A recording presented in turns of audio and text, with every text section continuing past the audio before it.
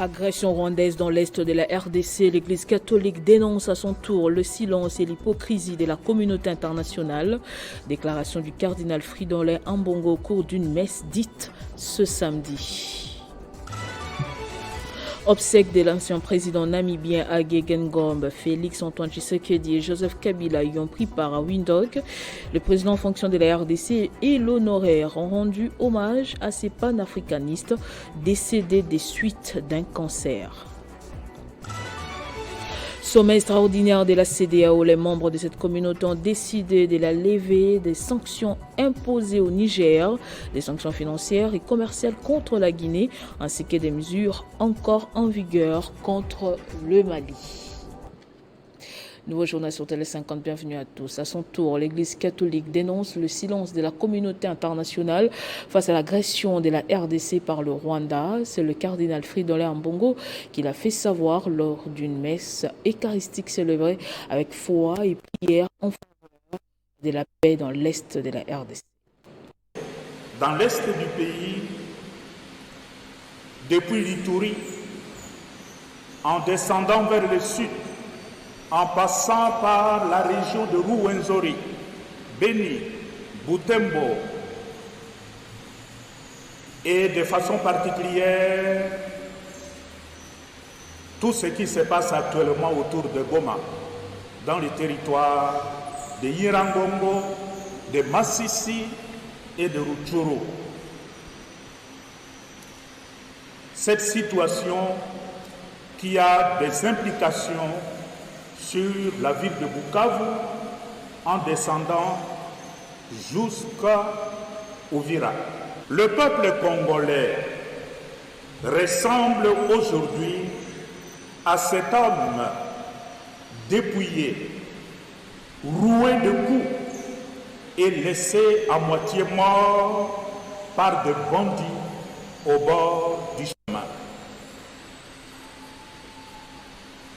La première assemblée du Synode pour l'Afrique avait déjà appliqué cette parabole à la situation de l'Afrique en général, stigmatisant ainsi l'indifférence de la communauté internationale. Plusieurs années après la publication de ce document, Ecclesia in Africa, Et en pleine crise de sécurité, le Parlement de jeunes de la RDC a tenu une matinée patriotique basée sur la responsabilité citoyenne de jeunes congolais pour le retour de la paix à l'est de la RDC. C'est en présence de plusieurs autorités que cette matinée a été organisée dans l'amphithéâtre du ministère des Affaires étrangères. Absent de tous les événements heureux et malheureux qui se sont déroulés dans son pays, le président... Alors que les pays subit des attaques perpétrées par les rebelles du M23 soutenus par le Rwanda, le Parlement des jeunes de la République démocratique du Congo s'est réuni lors d'une matinée patriotique dénommée « Jeunes et responsabilité citoyenne pour la paix et la sécurité à l'est de la RDC ».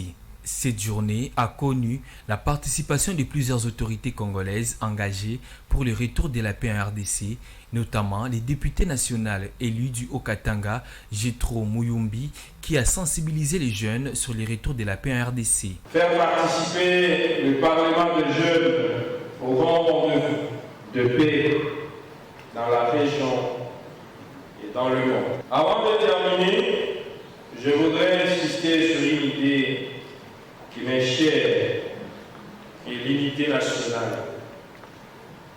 Un acquis pour lequel nous devons être fiers de nous battre. C'est un héritage à préserver. Toujours comme j'ai parlé des réseaux sociaux, nous sommes en train de briser, de couper l'unité nationale. Réfléchissons aujourd'hui aux jeunes. Car même par rapport à la guerre à l'Est, si nous sommes unis, je vous assure que nous serons forts. C'est le président de cette structure qui a procédé au lancement du programme de capacitation des parlementaires des jeunes en RDC, dont le but est de développer le patriotisme chez les jeunes congolais. Au sortir de la cérémonie, Jethro Muyumbi a rappelé sur la nécessité du retour de la paix en RDC. Renforcer les effectifs de notre armée par notre entrée massive à son sein. Comme l'a dit son Excellence Monsieur le Ministre de la Jeunesse, 50 000 jeunes. Oui, c'est un bon chiffre pour lequel nous devons féliciter notre gouvernement. Mais par rapport à la grandeur de notre pays, moi je crois que c'est encore insuffisant. Pour rappel, cette matinée qui prône le retour de la paix à l'est de la RDC a connu la participation des sénateurs, députés, ministres, dignitaires d'État et corps diplomatiques. Félix-Antoine Tshisekedi et Joseph Kabila ont assisté ce samedi à Windhoek aux obsèques du feu Dr Agegen Ngombe, ancien président de la Namibie, décédé le 4 février dernier à l'âge de 82 ans des suites d'un cancer. Ces funérailles ont réuni de nombreux chefs d'État et de gouvernements africains. Absent de tous les événements heureux et malheureux qui se sont déroulés dans son pays, le président honoraire de la République démocratique du Congo et sénateur à vie, Joseph Kabila, était présent ce samedi à Windhoek en Namibie pour rendre un dernier hommage au président Agegen Ngombe avec qui il entretenait des bonnes relations, cela après avoir rendu une visite de consolation à la famille éprouvée quelques semaines avant. Son successeur, Félix Tshisekedi, accompagné d'une délégation, a lui aussi fait les déplacements de la capitale Windhoek tous les matins pour prendre part à ses obsèques.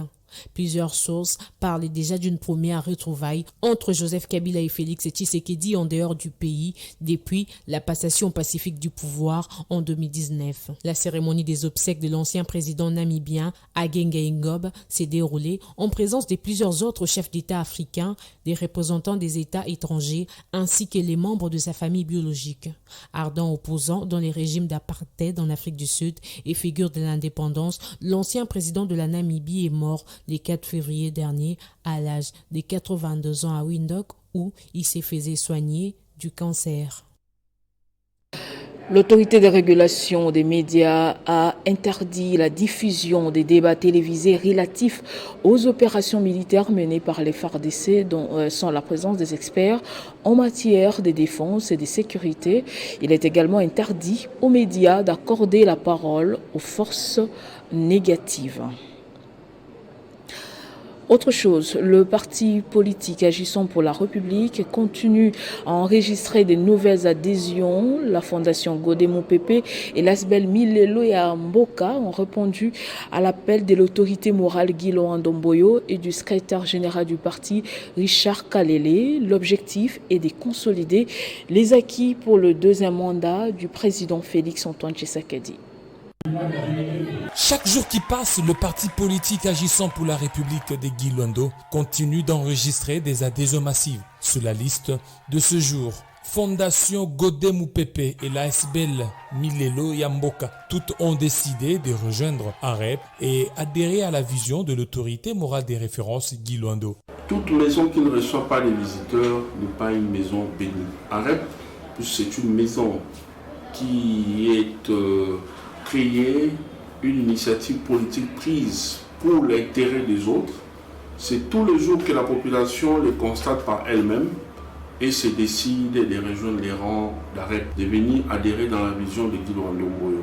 Une occasion pour le secrétaire général Richard Kalele d'appeler tous ceux et celles qui veulent consolider les acquis du chef de l'État Félix Tshisekedi pour ce deuxième quinquennat de le rejoindre pour bâtir un Congo fort. Je lance un appel à tous ceux-là qui se sentiront également concernés ou intéressés à venir nous rejoindre, de ne pas hésiter de le faire. Nous sommes la Légion du Colibri. Nous faisons jour et nuit notre part, qui est d'apporter tant soit peu ce dont nous pouvons disponibiliser pour le bien-être commun, à chacun de jouer sa partition pour qu'ensemble, les chefs de l'État, nous puissions pousser notre pays encore beaucoup plus haut. J'encourage ceux-là qui nous ont rejoints, je les exhorte à emboîter les pas à nous autres qu'ils ont trouvés au sein du parti, parce que le parti politique AREP n'est pas un parti ordinaire. Ici, nous bossons. En dépit de sa moisson après les élections, agissant pour la République ne compte pas dormir sur ses lauriers et veut reconquérir le coin et recoin de la République. Sur le continent, les chefs d'État et de gouvernement de la communauté économique des États de l'Afrique de l'Ouest réunis en sommet extraordinaire ce 24 février à Abuja, au Nigeria, ont décidé de la levée des sanctions imposées au Niger, des sanctions financières et commerciales contre la Guinée ainsi que des mesures encore en vigueur contre le Mali, à l'instar du recrutement des citoyens de ce pays dans les institutions de la CEDEAO. Les mesures visent à ramener le Burkina Faso, le Mali, le Niger, des pays tous dirigés par des gouvernements de transition, au dialogue et à leur participation aux organes de la CEDEAO après leur annonce du retrait du bloc régional le 28 janvier dernier. Le Niger était sous sanction de la CEDEAO depuis la survenue du coup d'État contre le président Mohamed Bazoum en juillet 2023.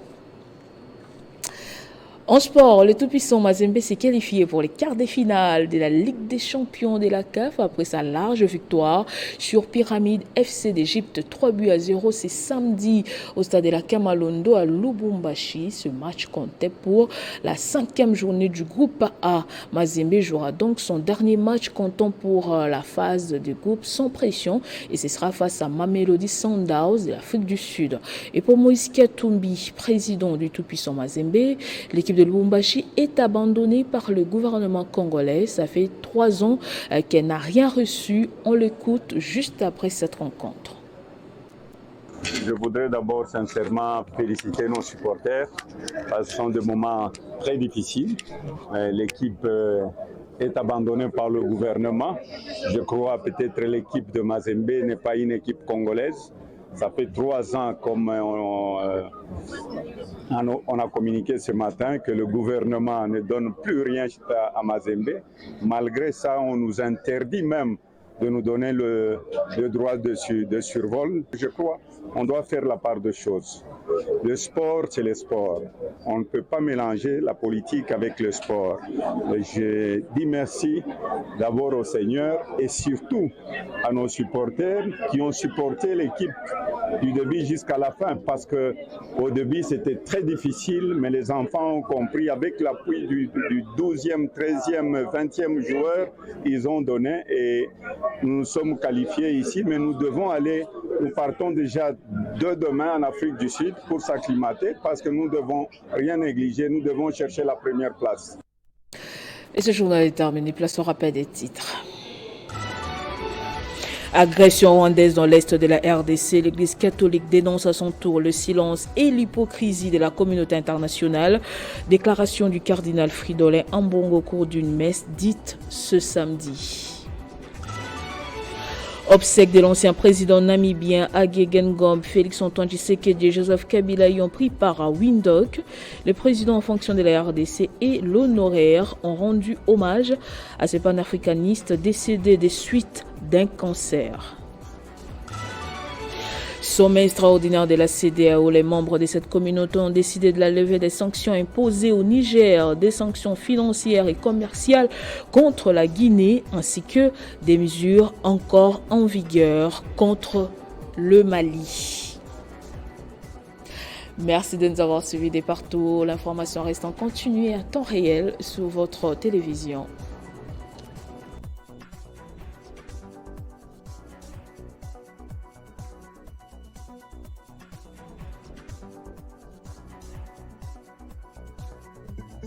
Retrouvez toute l'actualité en continu sur www.tele50.cd.